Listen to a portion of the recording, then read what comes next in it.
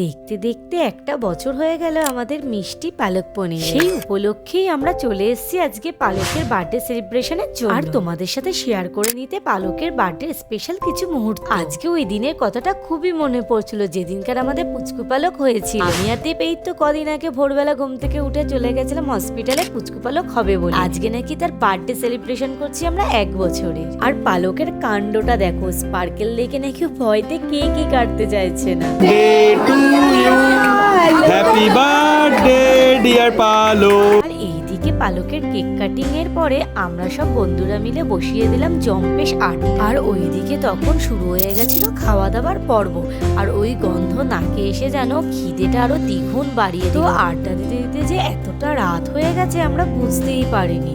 তো অনেকটা রাত হয়ে গেছে বলে আমরা আস্তে আস্তে এগালাম এবার ডিনারে। তো এইভাবে হাসি মজা করে আমরা সেলিব্রেট করলাম পালকের 1 বছরের বার্থডেটা।